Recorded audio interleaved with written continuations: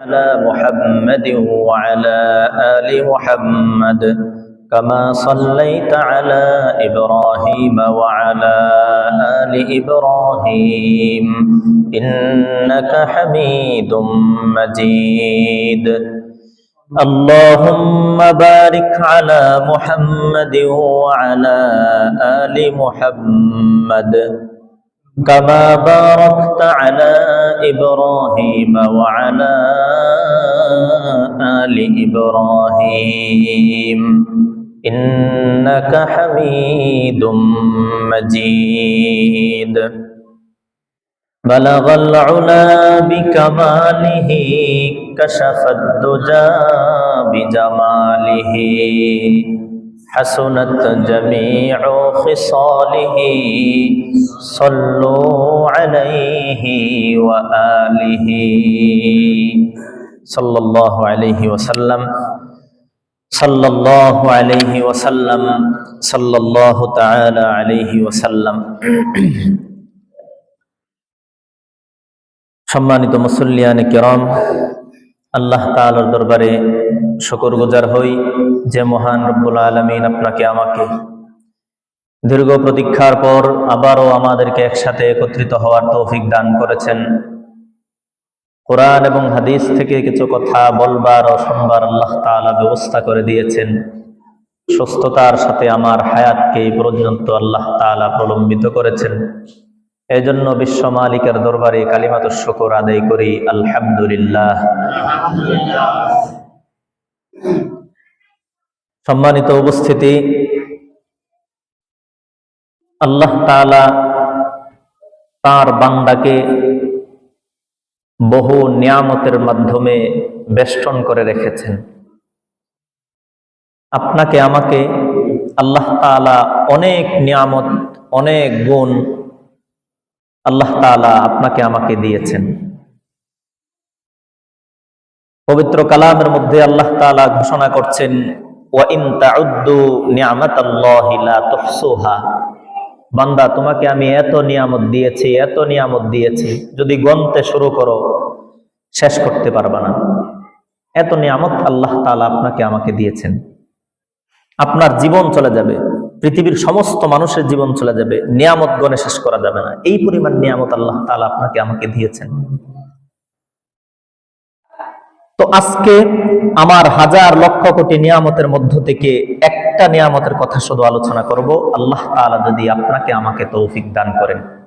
যে নিয়ামতটা অনেক বড়, অনেক বড়। হযরত সুলাইমান আলাইহিস সালামের সময় একটা পাখি ছিল, হয়তো জানেন, ঘটনা কোরআনে কারীমের মধ্যেও আসছে। সুলাইমান আলাইহিস সালামের সময়ের একটা পাখি ছিল, যে পাখিটার আলোচনা আল্লাহ তাআলা সূরা নামলের মধ্যে করেছেন। এই পাখিটা অনেক খবরাখবর সুলাইমান আলাইহিস সালামের কাছে নিয়ে আসতো। পাখিটার নাম হুদহুদ। পাখিটার নাম হুদহুদ পাখি। তো সুলাইমান আলাইহিস সালাম একদিন পাখিদের খোঁজ খবর নিতে লাগলেন, যে কোন পাখির কি অবস্থা, কারা কোথায় আছে। এই পাখিদের খোঁজ খবর নিতে লাগলেন। তখন দেখেন যে হুদহুদ পাখিটা নাই। তো সুলাইমান আলাইহিস সালাম রাগান্বিত হয়ে একটা মন্তব্য করেছিলেন। আল্লাহ তাআলা এই কথাটা পবিত্র কালামের মধ্যে সূরা নামলের মধ্যে বলেছেন, ওয়া তাফাক্কাদাত তায়রা ফাকালা মা লিয়া লা আরাল হুদহুদ আম কানা মিনাল গায়িবিন। সুলাইমান আলাইহিস সালাম পাখিদের খোঁজ খবর নেওয়া শুরু করলেন। দেখলেন হুদহুদ পাখিটা উনি দেখতে পাচ্ছেন না, নাই। আম কানা মিনাল গায়িবিন, কই হুদহুদ পাখি কি অনুপস্থিত? খোঁজ খবর নিয়ে দেখে হুদহুদ পাখি নাই। সুলাইমান আলাইহিস সালাম বললেন, লা উআযিবান্নাহু আযাবান শাদীদা, কই আমি আরো কঠিন শাস্তি দেব।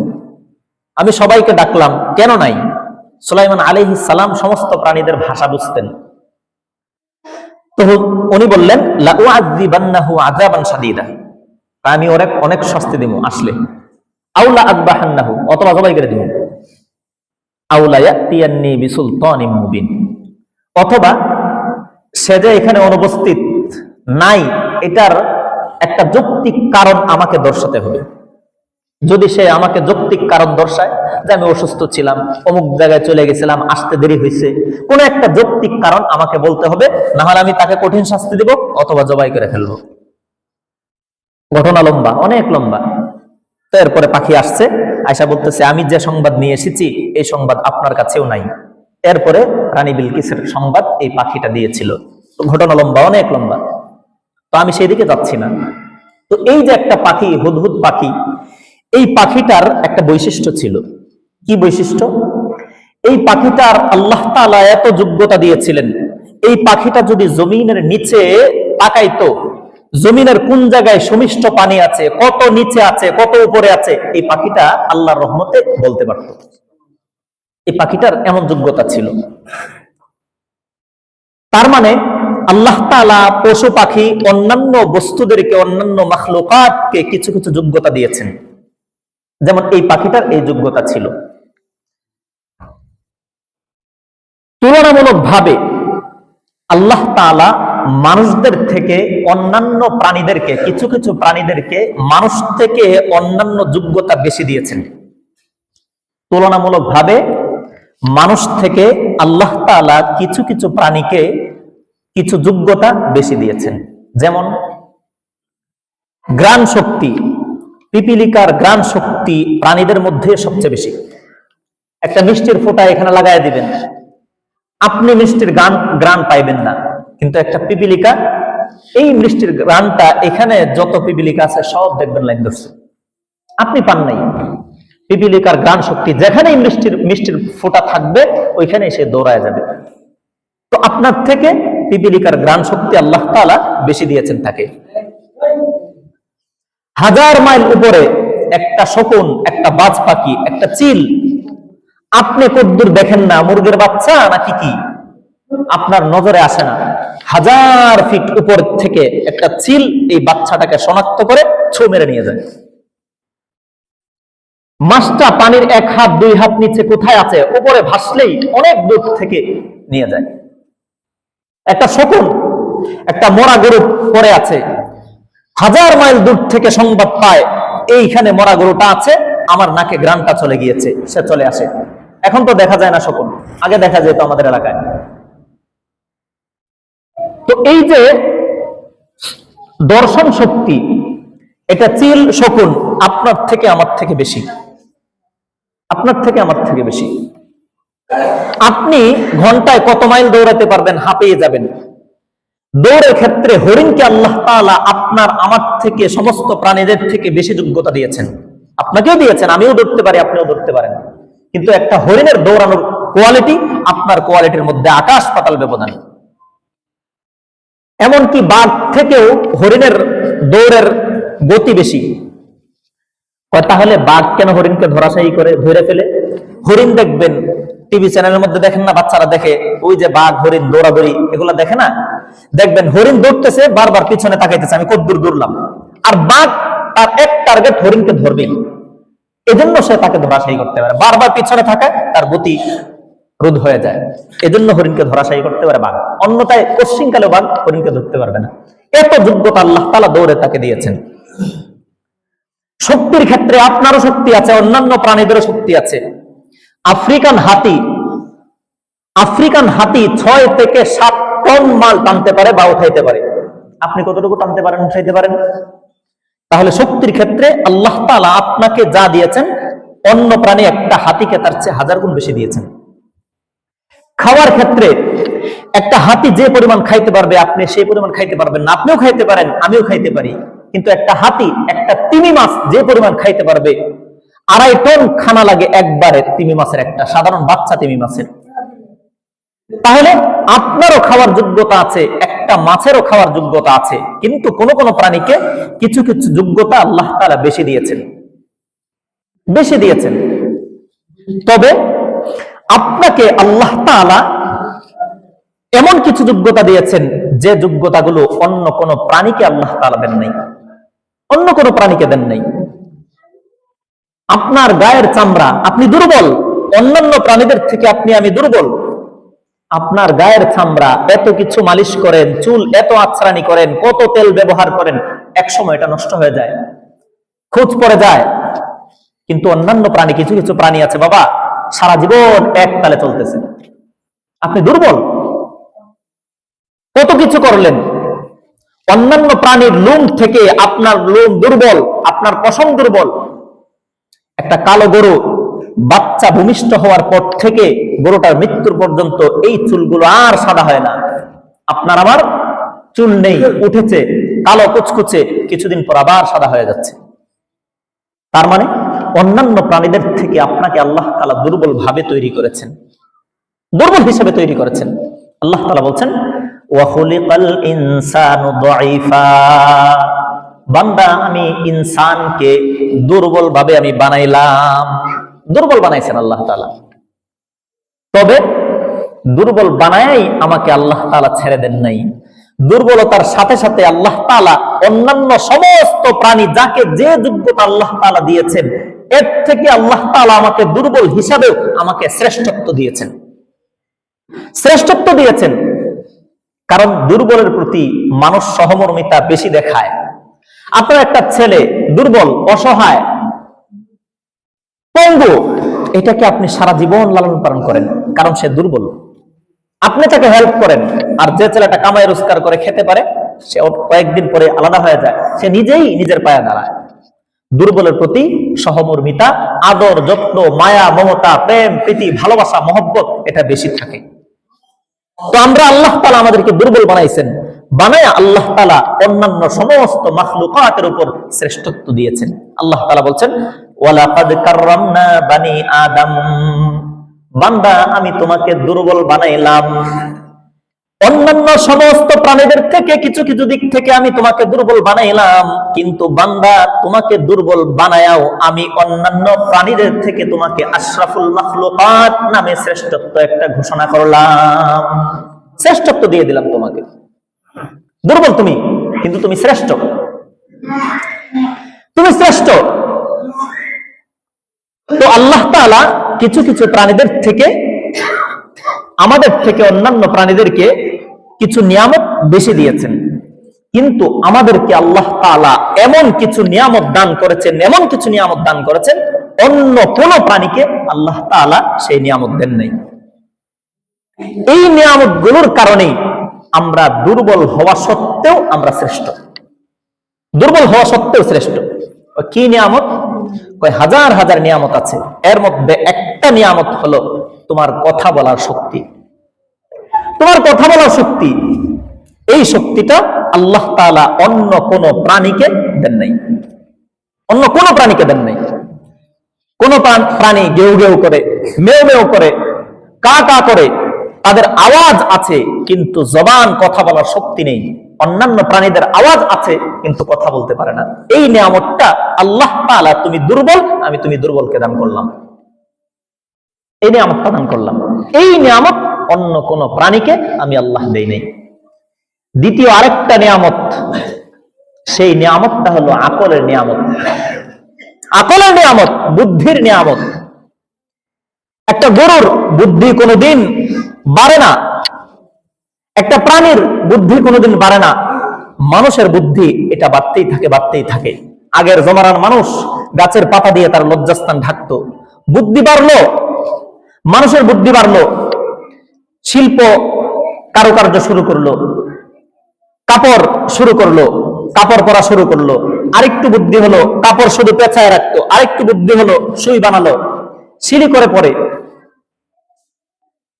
মানুষ উষ্ণতা পাওয়ার জন্য আগুন ধরাইতো, এখন মানুষ ফোম, তুলা ব্যবহার করে তার গা থেকে শীতকে রোধ করে।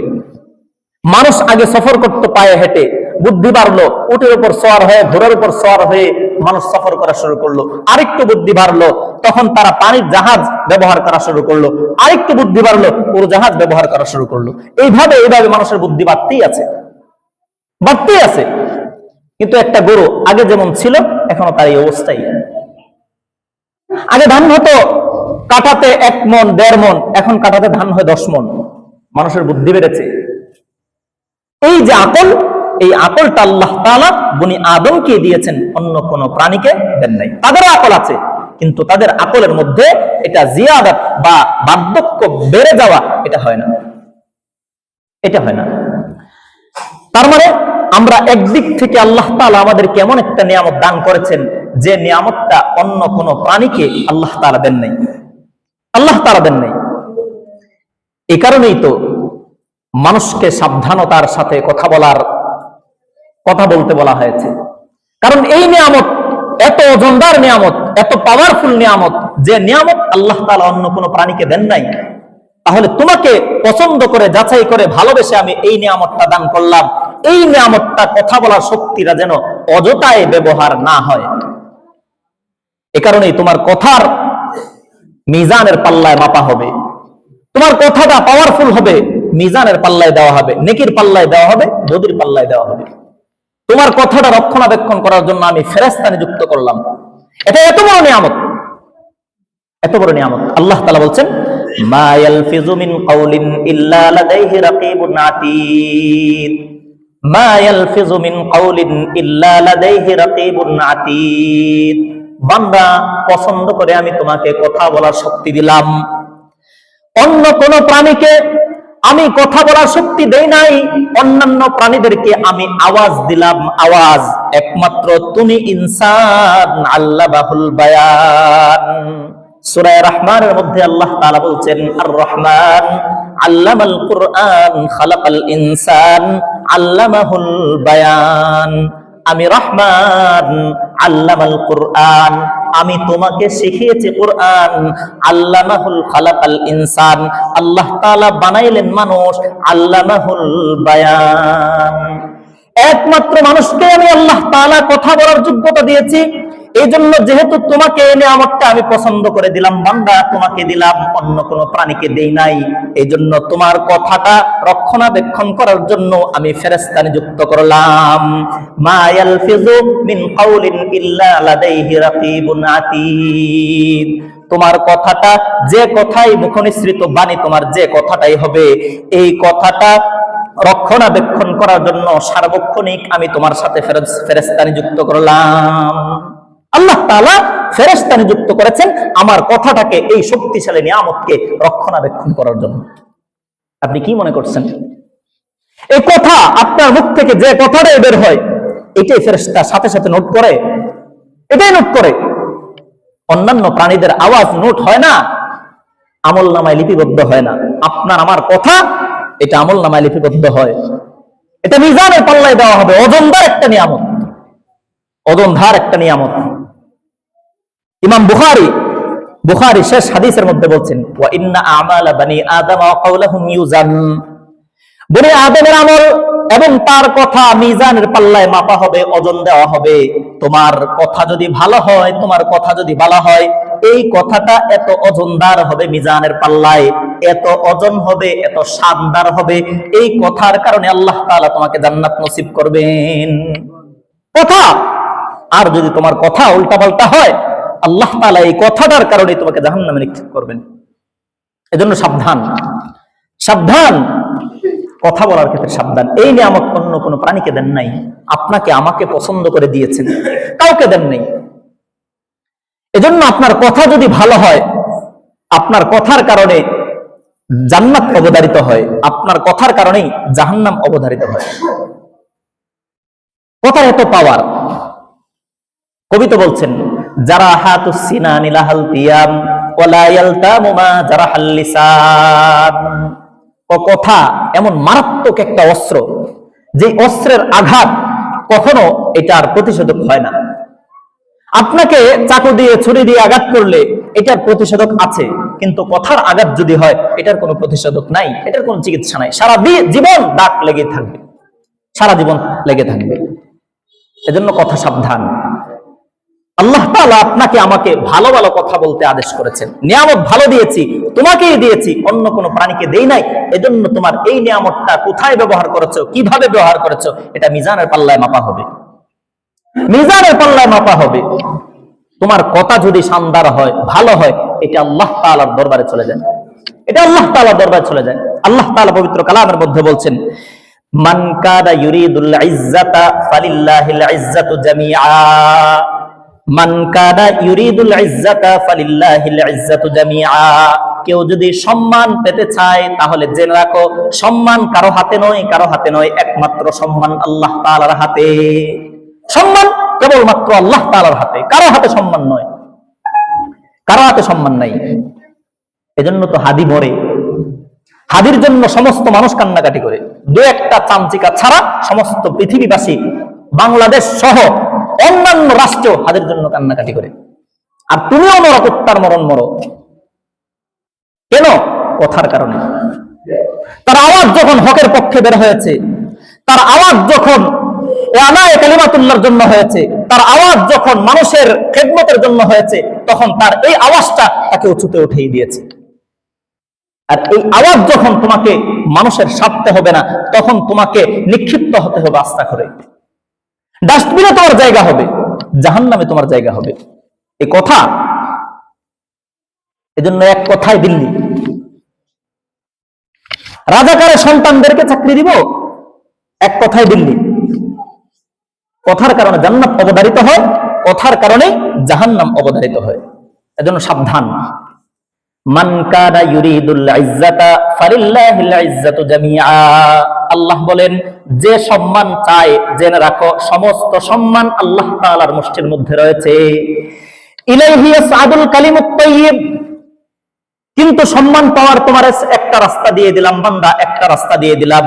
ইলাইহি ইয়াসআদুল কালিমুত তাইয়্যিব, কয় তুমি যখন ভালো ভালো কথা বলবা, তখন এই ভালো ভালো কথাটা আমি মাওলা পাকের দরবারে আল্লাহ তাআলার কাছে পৌঁছে যায়। ভালো কথা আল্লাহ তাআলার কাছে পৌঁছে যায়, এটা তোমাকে উপরে উঠিয়ে দিবে। এটার মাধ্যমে তোমার সম্মান, তোমার কথায়। তুমি যদি বোবা হও, মানুষ তোমাকে শুধু সহমর্মিতা দেখাবে, সম্মান দেখাবে না। সম্মান তোমার কথায়, অসম্মান তোমার কথায়। আপনি বালিশের সাথে মাথা লাগিয়ে চিন্তা করবেন, সম্মান আমার কথায়, অসম্মান আমার কথায়। একটা বস্তু আছে পৃথিবীতে, আমি যদি হকের কথা বলি, আপনার সাথে ভালো আচরণ, ভালো উচ্চারণ করি, তখন আপনি আমাকে সম্মান দিবেন। আমার কথার কারণে আল্লাহ তাআলা আমার মর্যাদা উপরে উঠিয়ে দিবেন, উপরে উঠিয়ে দিবেন। এজন্য তো হাদিসের মধ্যে বলা হয়েছে যে ভালো ভালো কথা বলো, ভালো ভালো কথা বলতে হবে। রাসূল তো কঠোর বাণী দিয়েছেন হাদিসে, মুসলিমের হাদিস।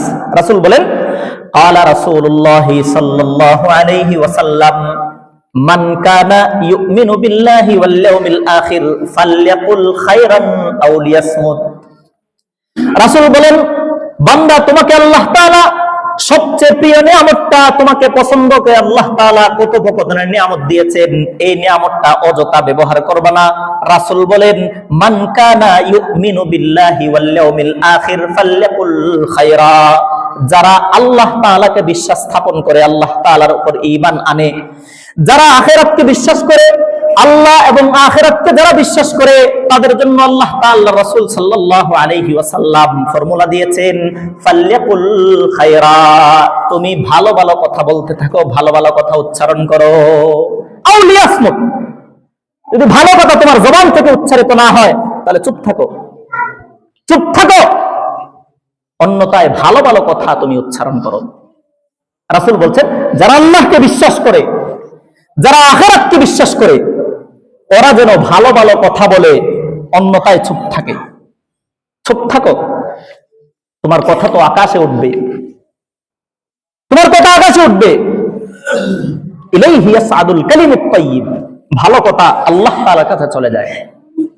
ভালো কথা বলতে হবে। আমাদের স্বভাব হলো কাসরতে কালাম, মানে বকবক পার্টি, কাসরতে কালাম, বেশি কথা বলা, অযথা কথা, অযথা কথা। অথচ আল্লাহ তাআলার কাছে প্রিয় হচ্ছে কিল্লতে কালাম, কম কথা বলা। পাবলিকে একটা স্লোগান দেখেন না, কম খাও, কম কথা বলো, কম ঘুমাও, কম মসজিদের বাহিরে সময় কাটাও, আছে না তাবলিগে? কম কথা বলা, এটা আল্লাহ তাআলার কাছে প্রিয়। কারণ তোমার কথা হবে ওজনদার, ওজনদার কথা হবে, তোমার কথা হবে ভালো কথা। ওয়ামান আহসানু কাওলাম মিম্মান দাআ ইলাল্লাহি ওয়া আমিলা সালিহা, তার কথা থেকে আর কার কথা উত্তম হতে পারে যে আল্লাহ তাআলার পথে মানুষদেরকে আহ্বান করে ভালো ভালো কথা বলে। তোমাকে ভালো ভালো কথা বলতে হয়েছে। তোমার কথা অযথা হবে না, তোমার কথা অহেতুক হবে না।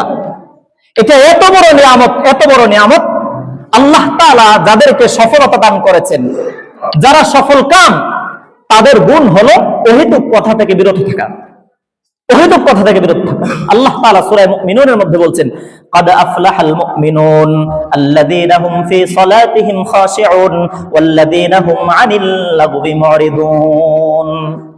সফলকাম মুমিনরা, আল্লাহ তাআলা মুমিনদের সিফত বর্ণনা করতে গিয়ে বলেন, এক নাম্বার মুমিনের সিফত, তুমি যদি মুমিন নিজেকে মুমিন দাবি করো, এক নাম্বার সিফত হবে আল্লাযীনা হুম ফি সালাতিহিম খাশিউন। তোমার নামাজটা হবে সুন্দর, খুশু খুজুর সাথে তোমার নামাজ হবে। আসলাম গেলাম, নামাজ পড়লে পড়লাম, না পড়লে নাই, মুমিন দাবি করো, ফেরেশতারা রেডি নিয়া, ফেরেশতা রেডি। এক নাম্বার মুমিনের সিফত হবে নামাজ আদায় করতে হবে। নামাজ ছাড়া কোন ব্যক্তি মুমিন, ডাহা মিথ্যুক, ডাহা মিথ্যুক, এর চেয়ে বড় মিথ্যুক আর হতেই পারে না। এক নাম্বার সিফত মুমিনের, নামাজ প্রতিষ্ঠা করবে, নামাজ আদায় করবে খুশু খুজুর সাথে। বুড়া হয়েছে এখন নামাজ না পড়লে মানুষ কি করবে? না, তোমার মুমিনের সিফত হয় নাই। তোমার নামাজ হবে আল্লাহ তাআলাকে সন্তুষ্ট, রাজি এবং খুশি করার জন্য। লৌকিকতা প্রদর্শনের জন্য নামাজ হবে না, লৌকিকতা প্রদর্শনের জন্য নামাজ হবে না। নামাজ হবে খুশু খুজুর সাথে, ধ্যান খেয়ালের সাথে, আল্লাহ তাআলাকে দেখানোর জন্য। যখন নামাজ হবে তখনই তোমার হবে এই নামাজটা মুমিনের কারণ। নামাজ ছাড়েন না ভাই, নামাজ ছাড়েন না। আপনি নামাজ পড়ে দেখেন কি বরকত, কি ভালো যে লাগে। যারা নামাজ পড়ে না, আমাদের জিন্দেগিতে শান্তি নাই, অশান্তি আর অশান্তি, পেরেশানি আর পেরেশানি। যারা নামাজ পড়ে, আল্লাহ তাআলা বলছেন, ওয়া খুলিকাল ইনসানু দাঈফা ইযা মাসসাহু শাররু জাযুআ ওয়া ইযা মাসসাহুল খায়রু মানুআ। আমি ইনসানকে বানাইলাম দুর্বল ভাবে, ওরা একটু অনিষ্ট পাইলে হতাশ হয়ে যায়। যেহেতু দুর্বল, একটু অনিষ্টতা স্পর্শ করলে হতাশ হয়ে যায়, ওরা পেরেশানগ্রস্ত হয়ে যায়। ওয়া ইযা মাসসাহুল খায়রু মানুআ, আর যখন কিছু কল্যাণ হয় তখন ওরা কৃপণ হয়ে যায়। ইল্লাল মুসাল্লিন, যারা মুসল্লি, যারা নামাজি, ওদের কোনো পেরেশান নেই, ওদের কোনো টেনশন নাই, নাই। এজন্য মুমিনের এক নাম্বার সিফত قد أفلح المؤمنون, মুমিনরা সফল কাম। মুমিন কারা? আল্লাযীনা হুম ফি সালাতিহিম খাশিউন, যারা খুশু খুজুর সাথে নামাজ আদায় করে। দুই নাম্বার সিফত মুমিনের, সারাদিন বকবক করবেন আর মুমিন দাবি করবেন, মিয়া ডাহা মিথ্যুক আপনি। গজব নাজিল হয় না, এটাই তো বেশি। গজব নাজিল হয় না, এটাই তো বেশি। মুমিনের দুই নাম্বার সিফত আল্লাযীনা হুম আনিল লাগবি মুরিদুন, যারা অহেতুক কথা থেকে বেঁচে থাকে তারা মুমিন। ভালো করে শুনেন, ভালো করে শুনেন, অহেতুক কথা থেকে যারা বেঁচে থাকে তারা মুমিন। আপনার আমার জবান থেকে যদি ভালো কথা উচ্চারিত না হয়, সারাদিন বকবক, সারাদিন অহেতুক কথা, যা পারছি তাই বলছি, যা পারছি তাই লিখছি, আপনি মুমিন নয়। পূর্ণাঙ্গ মুমিন হওয়ার এখনো বাকি আছে আপনার। মুমিনের দ্বিতীয় সিফত হচ্ছে ওয়াল্লাযীনা হুম আনিল লাগবি মুরিদুন, অহেতুক কথা থেকে বেঁচে থাকা। যারা বেঁচে থাকে তারা হলো মুমিন। অহেতুক কথা কাকে বলে? অহেতুক কথা হলো লাগ, যেটাকে বলা হয়, এটা হলো এমন কথা না দুনিয়ার কোনো উপকার আছে না আখিরাতের কোনো উপকার আছে, এটা হলো অহেতুক। দুনিয়ার উপকার নাই, আখিরাতের উপকার নাই, এমন কথা যদি আপনার জবান থেকে, আমার জবান থেকে বের হয়, আমি পূর্ণাঙ্গ মুমিন নই, আমি পূর্ণাঙ্গ মুমিন না। এজন্য অহেতুক কথা থেকে বেঁচে থাকা। জবানকে আল্লাহ তাআলা দিয়েছেন শানদার নিয়ামত, ওজনদার একটা নিয়ামত দিয়েছেন, শানদার নিয়ামত দিয়েছেন। এজন্য অহেতুক কথা থেকে বেঁচে থাকা। রাসূল তো আরো হাদিসের মধ্যে সুন্দর বলেছেন, মান সামাতা নাজা, বান্দা তোমাকে জবান দিয়েছে, আল্লাহ তাআলা জবান দিয়েছেন, জবানকে ভালো কাজে ব্যবহার করবা। যদি তোমার জবান ভালো কাজে ব্যবহার না হয় তাহলে তুমি চুপ থাকো, চুপ থাকো। রাসূল বলেন, রাসূলকে যদি জিজ্ঞেস করা হয়, রাসূল আমি যদি ভালো কথা না বলতে পারি তাহলে কি করব? রাসূল বলছেন, মান সামাতা নাজা মান সাকাতা নাজা, যারা চুপ থাকে তারাই নাজাত পাইলো, তারাই নাজাত পেয়ে গেল। চুপ থাকবা, নাজাত পাইবা।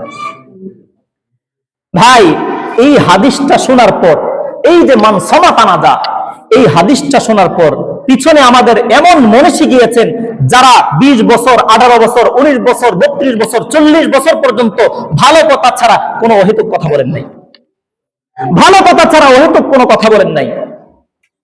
এমন মনীষী আমাদের গিয়েছেন, আর আমরা সারাদিন শুধু বকবক, সারাদিন অহেতুক কথা, সারাদিন অহেতুক কথা। এই জবানটা তো আল্লাহ তাআলা দিয়েছেন আমাকে ভালো কথা উচ্চারণ করার জন্য, ভালো স্লোগান দেওয়ার জন্য। এই হাদিস শোনার পর আমাদের এমন মনীষী, এমন বুজুর্গ ছিলেন যারা 40 বছর লাগাতার কথা বলেন নাই, অহেতুক কথা বলেন নাই, একটা কথাও বলেন নাই।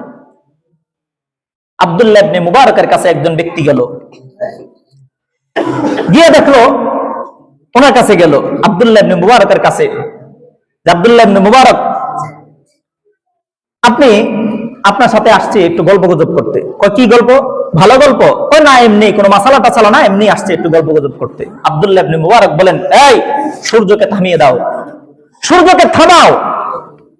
যদি তুমি সূর্যকে থামাইতে পারো তাহলেই তুমি আমার সাথে অহেতুক গল্প গুজব করতে পারবে, না হলে আমি আল্লাহ তাআলার কাছে কি জবাবদিহিতা করব? এই যে আমার সময়টা চলে যাচ্ছে তোমার সাথে অহেতুক গল্প করে, এটার জবাব আমি আল্লাহ তাআলার কাছে কি দিব? এই ছিল আমাদের আকাবির, এই ছিল আকাবির। এমন মহিলাও তো গত হয়েছে যারা কোরআনের আয়াত ছাড়া একটা কথাও বাহিরে বলেন নাই, কোরআনের আয়াত দিয়ে ইশারা ইঙ্গিতে কথা বলতেন যেন সওয়াব হয়। আব্দুল্লাহ ইবনে মুবারক বলেন, আমি একবার হজের সফরে, হজ থেকে ফিরে আসার পর পথের মধ্যে দেখলাম এক নারী বসে আছে, কি যেন ভাবতেছে। আমি নারীর কাছে গেলাম, আমি অনুভব করতে পারলাম যে নারীটা হয়তো পথ হারিয়ে ফেলছে, এমন নারী। আমি নারীর কাছে গিয়ে সালাম দিলাম, আসসালামু আলাইকুম ওয়া রাহমাতুল্লাহ, কাছে গিয়ে সালাম দিলাম। আমাদের তো সালাম কালাম নাই, উঠেই গেছে। এজন্য তো হিংসা বিদ্বেষ ভরা একবারে আমাদের অন্তরে। রাসূল বলছেন, এই তোমাদের একে অপরের সাথে ভালোবাসার কারণ বলবো? কয় রাসূলুল্লাহ বলেন, আফশুস সালামা বাইনাকুম, কয় বেশি বেশি তোমাদের পরস্পরে সালাম দাও। আমাদের সালাম নাই, একজন আরেকজনকে দেখলে রাস্তা কাটে আর অন্যদিকে ফিরে চলে যায়। এজন্য তো হিংসার ডিব্বা এক একটা আমরা, এজন্য হিংসার ডিব্বা, অন্তরে হিংসা, হাসাদ, বুগজ এগুলা ভরা আমাদের অন্তরে। সালাম কালাম নাই তো, এজন্য আসসালাম কাবলাল কালাম, কথা বলার আগে তুমি সালাম দাও, মুচকি এসে সালাম দাও, মুসাফা করো, তোমার সগীরা গুনাহ আল্লাহ তাআলা মাফ করে দিবেন। আমরা এগুলা করি না ভাই, সমাজ তো এজন্য অধঃপতনের দিকে যাচ্ছে। আমরা এই জন্য এত নিচু, এত হীন, এত জঘন্য আমরা। আব্দুল্লাহ ইবনে মুবারক বলেন, আমি মহিলার কাছে গিয়ে সালাম দিলাম, আসসালামু আলাইকুম ওয়া রাহমাতুল্লাহ। মহিলা আমার সালামের উত্তর রাসূল যেটা শিক্ষা দিয়েছেন সেটা বলেন নাই, ওয়া আলাইকুমুস সালাম ওয়া রাহমাতুল্লাহ এটা বলেন নাই। মহিলা বলতেছেন, সালামুন কাওলাম মির রাব্বির রহিম। মহিলা কোরআনের আয়াত দিয়ে সালামের উত্তর দিয়েছেন, সালামুন কাওলাম মির রাব্বির রহিম। আব্দুল্লাহ ইবনে মুবারক বলে, কি আশ্চর্য মহিলা, সালাম দিলাম, রাসূল আরেকটা সালাম শিখাইছেন, ওইটা না বলে সে কোরআনের আয়াত পড়ছে। সালামুন কাওলাম মির রাব্বির রহিম মানে পরম করুণাময় আল্লাহ তাআলার পক্ষ থেকে সালাম, আর আসসালামু আলাইকুমুস সালাম ওয়া রাহমাতুল্লাহ এটার অর্থ একই। আব্দুল্লাহ ইবনে মুবারক আশ্চর্য হয়ে গেলেন, মহিলা আপনাকে সালাম দিলাম, আসসালামু আলাইকুম ওয়া রাহমাতুল্লাহ, আপনি সালামের উত্তর দিবেন ওয়া আলাইকুমুস সালাম, সেটা না বলে আপনি কোরআনের আয়াত পড়লেন, সালামুন কাওলাম মির রাব্বির রহিম। আমি আশ্চর্য হয়ে গেলাম, বুঝলাম সে আমার সালামের উত্তর এই আয়াতের মাধ্যমে দিয়েছেন। আমি মহিলাকে জিজ্ঞেস করলাম, হে মহিলা, অপরিচিতা মহিলা, আপনি সালামের উত্তর দিয়েছেন, আপনাকে দেখে ভাবলাম, আপনাকে দেখে মনে হলো আপনি পথ হারিয়ে ফেলছেন, আপনাকে পেরেশানগ্রস্ত মনে হইল, আপনি কোথায় যাবেন, আপনি পথ হারিয়ে ফেলছেন কিনা। উনি ওনার ভাষায় উত্তর দেন নাই, উনি বলছেন, ওয়াদাইয়ুদলিলহু ফালা হাদিয়ালা, আল্লাহ তাআলা যাকে পথভ্রষ্ট করেন, গোমরা করেন, তাকে পথ দেখানোর কেউ থাকে না। এই আয়াতটা পড়া বুঝাইছেন যে হ্যাঁ আমি পথ হারিয়ে ফেলছি, পথ হারিয়ে ফেলছি। আব্দুল্লাহ ইবনে মুবারক আরো আশ্চর্যান্বিত হয়ে গেলেন, আরে মহিলা কোরআনের আয়াত পড়ে, আমি গল্প গুজব করি, আমি তাকে জিজ্ঞেস করি কোরআনের আয়াত পড়ে, আবার জিজ্ঞেস করলেন, আপনি যে পথ হারাইলেন, আমি আপনার বাড়ি কোথায়? আব্দুল্লাহ ইবনে মুবারক জিজ্ঞেস করলেন, আপনার বাড়ি কোথায়? উনি কোরআনের আয়াত দিয়ে উত্তর দিলেন, সুবহানাল্লাযী আসরা বিআবদিহি লাইলাম মিনাল মাসজিদিল হারামি ইলাল মাসজিদিল আকসা।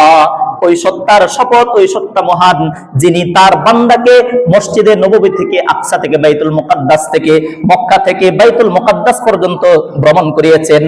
তার মানে আয়াত করে মহিলা বুঝাইতেছেন, আমি হজে এসেছিলাম, গেলাম, এখন মক্কায় আছি, আমার বাড়ি আকসা পর্যন্ত, আমার বাড়ি আকসার দিকে। এই মহিলা তার বাড়ির ঠিকানাও কোরআনের আয়াতের মাধ্যমে দিয়ে দিলেন।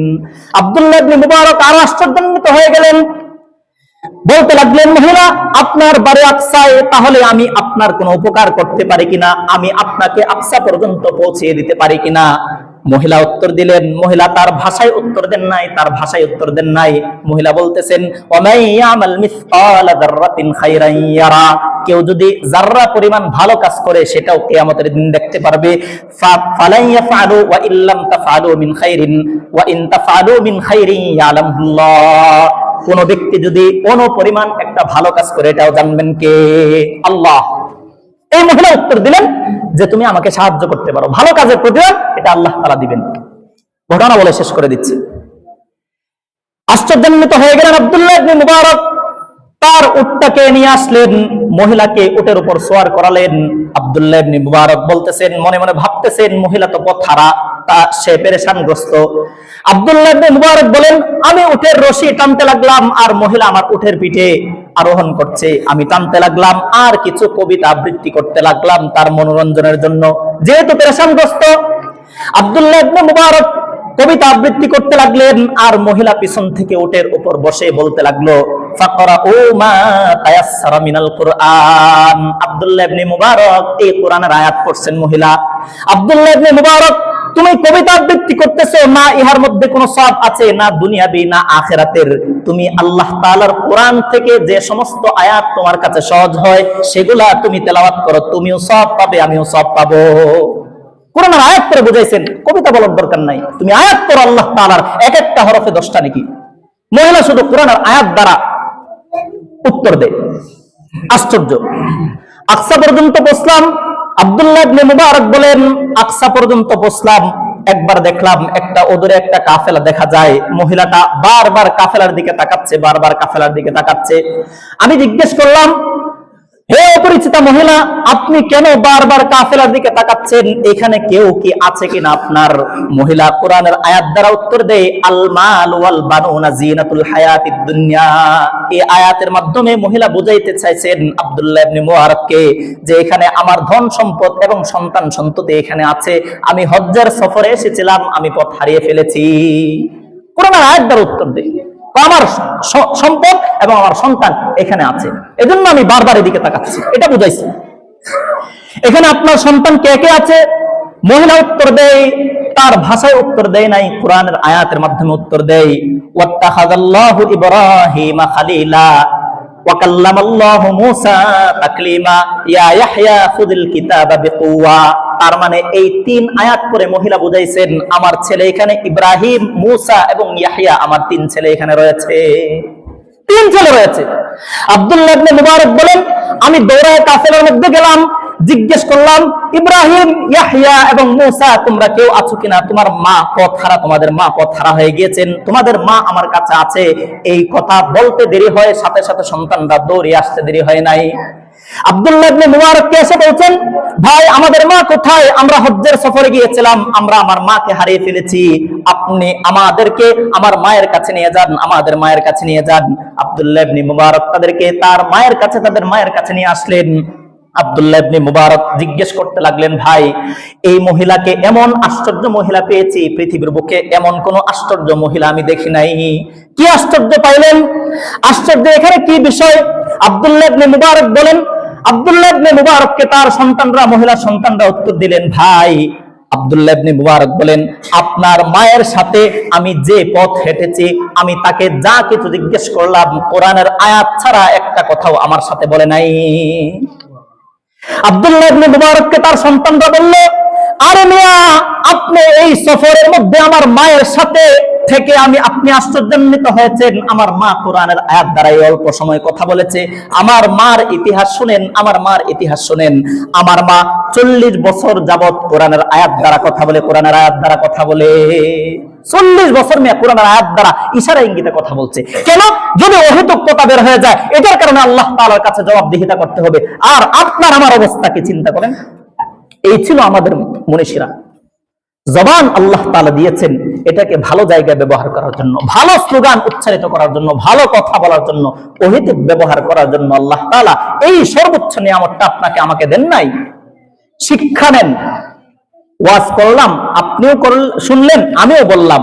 আমাদের শিক্ষা নিতে হবে ওয়াজ থেকে, না হলে তা আসলাম গেলাম খাইলাম শেষ।